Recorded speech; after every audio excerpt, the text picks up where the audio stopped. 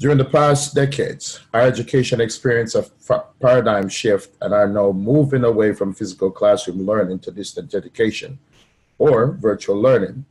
Due to the trend, many higher education institutions that are not-for-profit and for-profit colleges and universities has emerged and have become the places to acquire education. People have realized that it's more convenient and flexible to acquire their education at any location of their choosing, of course, with a hefty cost to them. Statistically and evidently, millions of individuals are overlooking the cost of education and are completing their college education through distance learning. What we have learned from the past can surely be a guide towards the future decision-making and the exploration of our education through distance education. Distance education meaningfully changed the way we access our education and how we complete our college education. Distance education are providing millions of people with the opportunity to be trained and prepared for career opportunities without being restricted to a particular geographical location. History tells us that our education purpose really is to advance human intelligence for the benefit of social, economic, and moral growth and development of its citizens, of his and her country. The teachings and practice of traditional universities were based on religious beliefs back in the days and practices that have shaped especially the U.S. education institution, government, and religious organization, operations, and governing. Now, today, our education have taken on a total different course of how it's been delivered and the type of content and type of knowledge have been delivered across the board. With the help of learning management system have connected individuals across the country, whether it's faculty with students, students with students, faculty with administrators, or faculty with IT individuals.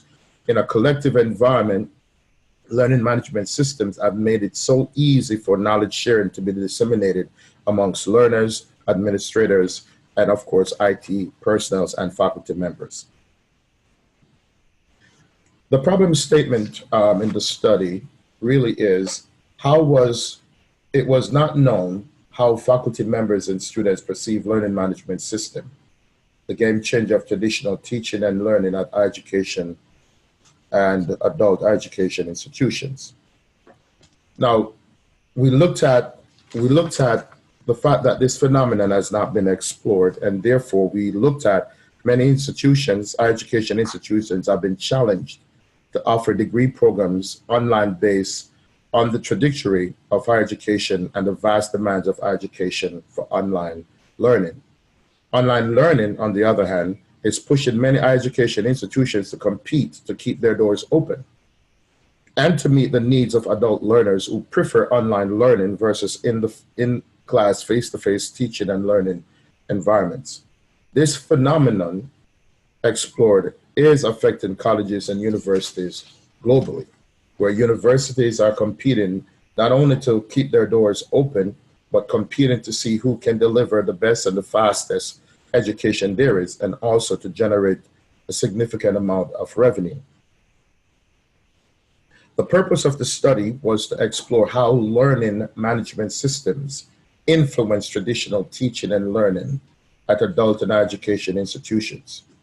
Now, the purpose, again, was that we looked at how significant is learning management system and also how does it benefits the stakeholders, especially students in the long run. Many colleges and universities have offered full degree programs online for the sake of meeting the demands and to maintain competitive advantage to increase their student enrollment and increase their bottom line, obviously. To explore and understand how learning management system influence adult learners for future economic and social benefits, this phenomenon had to be explored. There are three research questions that we looked at as it pertains to this study. Number one, how do faculty members perceive learning management systems, the game changer of traditional teaching and learning at adult and education institutions? Also, we looked at how do students perceive learning management system, the game changer of traditional teaching and learning at adult and education institutions. And the third research question is, how do higher education leadership perceive, excuse me, perceive perceive learning management system, the game changer of traditional teaching and learning at higher education institutions. The research questions explore the participants' feelings, experiences, and perceptions of regarding learning management system and how it influences students' learning in a virtual online environment. Capturing qualitative and quantitative data from each participant is essential to understanding how learning management system influence and how adult learners acquire their college education, and how faculty members and administrators value the adoption and implementation of learning management systems platform at higher education and adult education institutions. The research methodology that has been used in this study is the qualitative method. And of course, the research design has to do with a case study. We explored two institutions, one of which is more a traditional adult continuing education environment, and the other one is a university here in the state of Florida. Excuse me. A qualitative research case study approach was conducted at these institutions. The purpose for the qualitative research was to capture the real-life perspectives of full-time faculty members, adjunct faculty members, students, and academic deans at the education institution in the state of Florida. An individual interview was conducted with each participant to agree location that were conducted. At, of course, the volunteering of each participant's agreement. Pertaining to the data collection and analysis, the purpose of qualitative research case study was to explore and to understand how do faculty members and students in leadership perceive learning management system as a game changer in our education institution.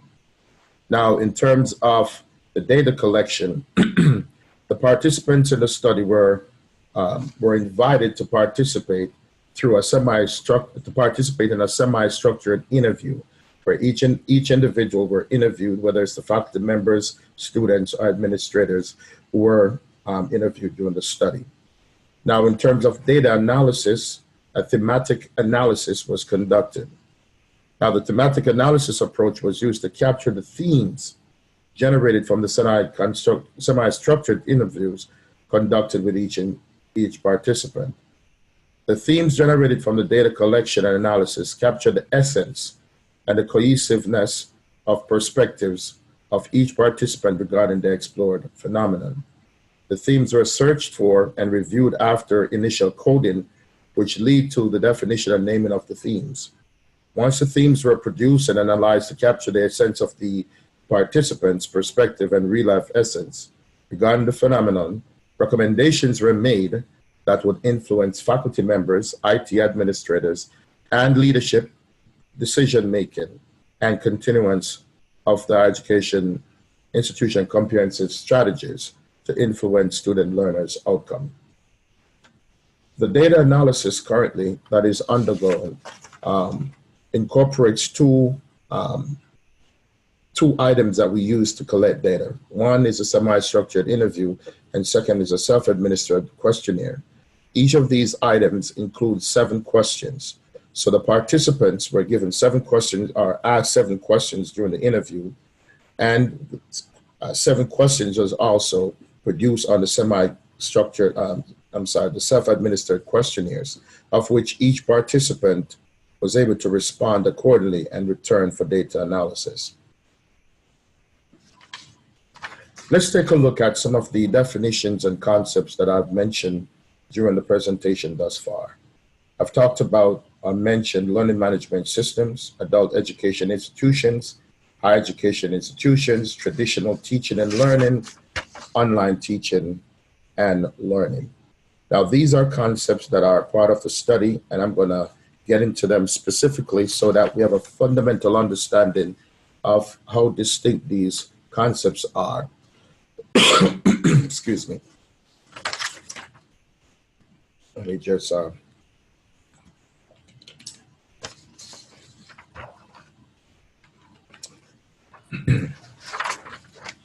Learning management systems were designed to facilitate online learning, and how instructors are embracing them also helps to determine the recreation or the redesign or revisiting of these platforms.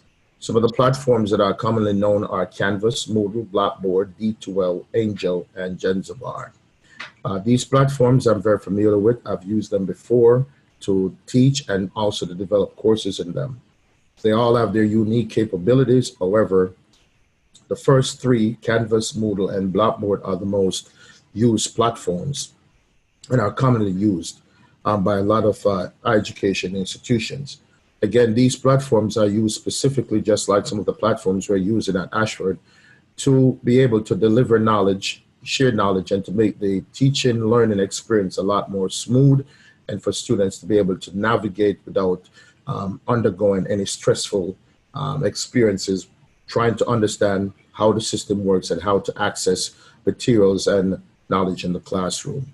So learning management systems are now going through processes of improving how they do things so that the learning and teaching aspect can be a lot more smoother and effective, and for administrators to be able to spend less than most of the platforms that are existing in order so that clients can be able to purchase these products or these software to use in the education environment. Adult education is a little bit different in context when we compare to higher education. Adult education, we can say, are institutions like our institution that provides fundamental training to adults in order for them to be able to have the basic skill sets and knowledge, especially in a skill type jobs and career, should someone wants to be able to not go on to a 2-year degree or a 4-year degree. Most adult continuing education organizations provide the basic training and the basic knowledge that's needed for specific skill type jobs. At the end, students are able to walk away with a certificate and also maybe a diploma at the very end.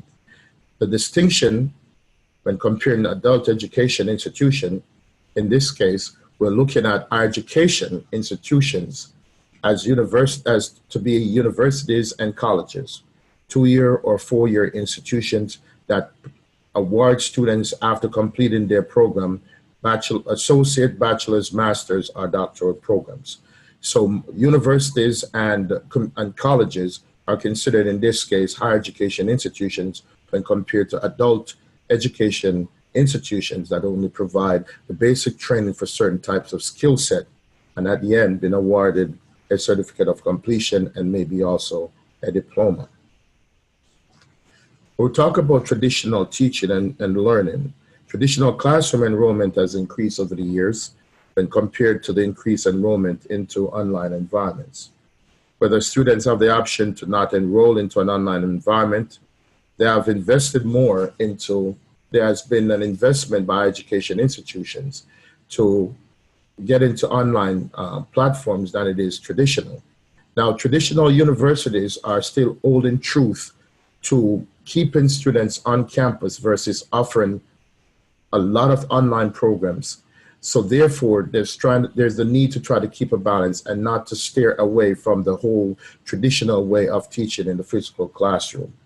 Now, Harvard and Yale and Cornell and some of these great Ivy League universities and state universities are embracing online learning, but they're a little bit hesitant as to how far they're going when it comes down to offering online programs. Traditional universities are still focused on research type setting, having students on board, having collegiate athletic activities going on. So keeping students on ground is the way to go versus offering a lot of online programs to students where students don't come to campus to come and enjoy the benefit of the campus experience. So traditional teaching obviously is still undergoing a challenge of which students are still contemplating whether or not they should do online training or online learning versus being in the classroom based on their situation, based on their needs. So traditional teaching and learning, some students still believe and still hold dear to being in the physical classroom. And of course, universities are making sure that that is provided to students, versus many online schools are more catering to students who are working adults who cannot make it to class for whatever the reasons are. Online learning has grown tremendously in terms of the number of enrollment over a period of time. The last 30 years, we have found that some of the universities like University of Phoenix and Walden and all these universities, their numbers have grown, and Ashford University have grown, the enrollment have grown significantly, where online students are preferring to learn online. And at the same time, of course, it does cost tremendously for online education. Of course, I call those costs convenient costs. But at the same time, we find millions of students across the country and across the world are embracing online learning and online education and find it more better for them, not only because of their flexibility and just their need, but at the same time, they prefer be away from the classroom setting and prefer to be online to learn and to be able to move on applying what they have learned online. When we look at online learning,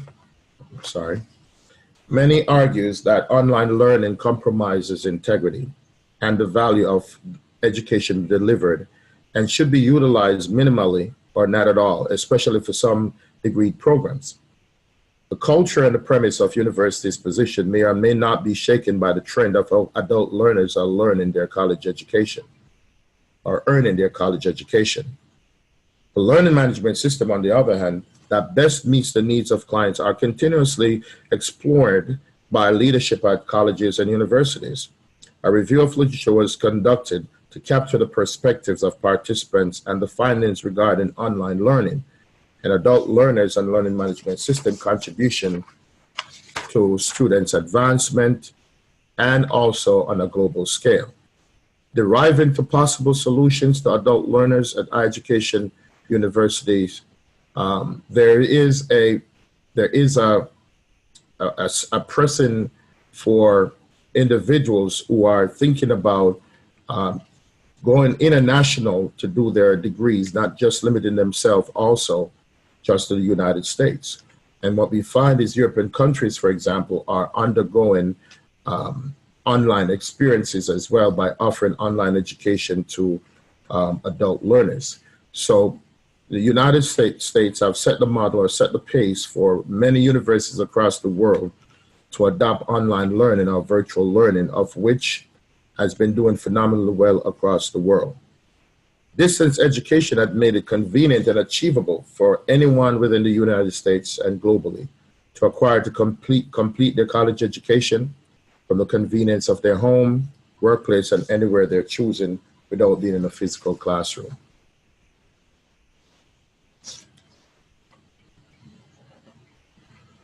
Now, the study that I've been conducted, as I've mentioned before, is going data analysis.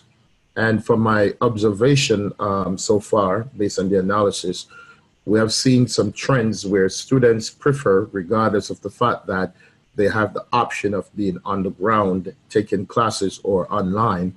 What we find is that students find online education to be more convenient, find it more to be more useful, works within their budget, and also find it that they learn a lot more better in most cases online. Seeing that in the classroom, the physical classroom, what students find is that there's so many people in the physical classroom and very little questions can be asked. But if they're in an online setting, they can ask the professor a question and the professor one-on-one respond. And also they can ask their classmate questions and they get responses within the classroom. So that social benefit also in the online platform have created another trend that is influencing adult learners to appreciate online learning. So some of these items I've run into based on the themes that have been generated so far from the analysis, I've shown that more and more individuals are moving in the direction of online learning. Faculty members we recognize are finding it very useful and very effective to help them manage their classroom, especially when it comes down to grading, course development, and also keep an interaction with students versus just being in the physical classroom where it is not as convenient to have that relationship with the students in a physical classroom versus being in an online setting where professors can communicate on a regular with each individual student. And also, if posted in the classroom, the student's background, the professor has the opportunity of visiting that particular forum to see and understand his students based on what they post about themselves as a profile. So what we find is that from a positive perspective and a more convenient and beneficial and effective way of teaching and learning, faculty members and students thus far are finding it very attractive and very useful and effective using online learning management system to be able to learn, to teach, to advance, and to network. And such benefit has been so tremendous that when we compare that to the traditional setting, there's a big disparity in between how students communicate amongst themselves and how students relate to their professors. The data collection was conducted, as I'd mentioned, and the analysis is still undergoing. Once the study is completed, I will be delighted to share with you our findings, and hopefully when it's published, higher education institutions may be able to use the research to help to improve how they do things. Any questions?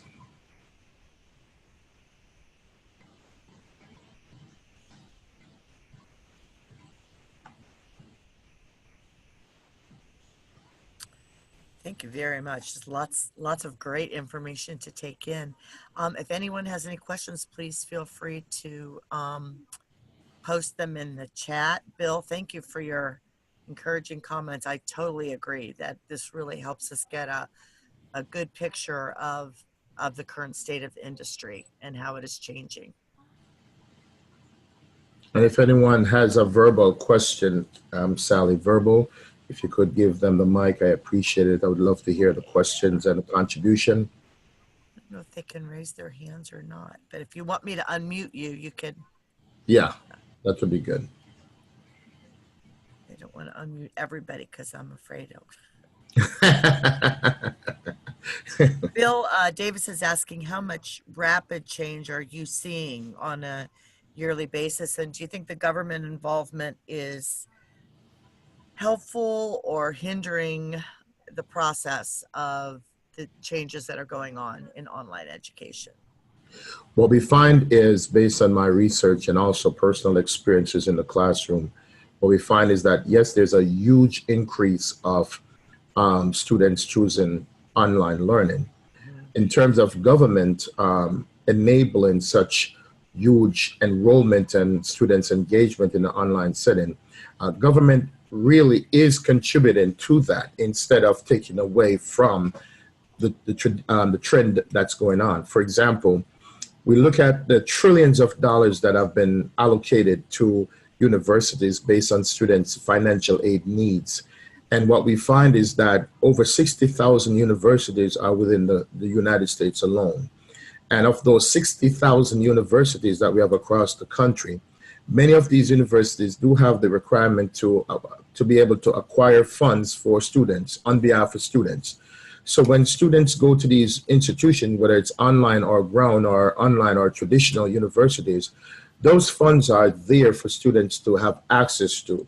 So with the deficit going on with increased costs or increased student loans not being paid, our education institutions are receiving those funds and are passing it on to the students. Now, government is not really restricting or limiting, because if that was the case, we would have seen a huge cut in terms of how much funds are going to be given to students. We're not hearing that, we're not seeing that. All we know is that those numbers, the deficit when it comes onto student loans, is continually growing.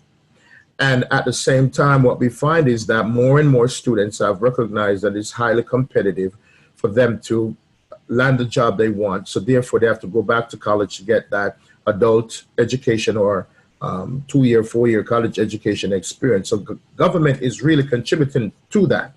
And what we find also, just to wrap this part up, what we find also is that if funding is cut, then it's going to affect a lot of universities across the country because they're there to provide the services And once those funding are cut, then it's definitely going to affect universities across the board.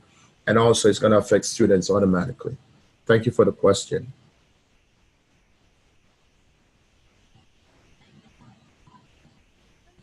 We've got about a minute left. Any final thoughts or questions from anybody? Yeah, hi, Sally. This is Bill Davis. Hi, Bill Davis. How are you? Always good to see you, Sally.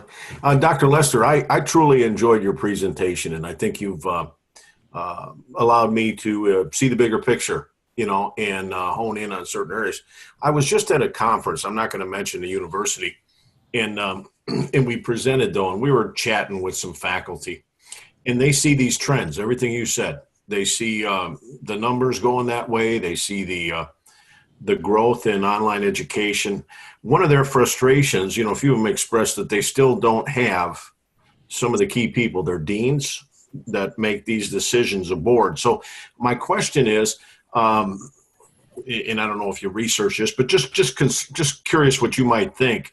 Do you still see silos in education, where some are still kind of stuck the traditional way and they're not letting this happen fast enough?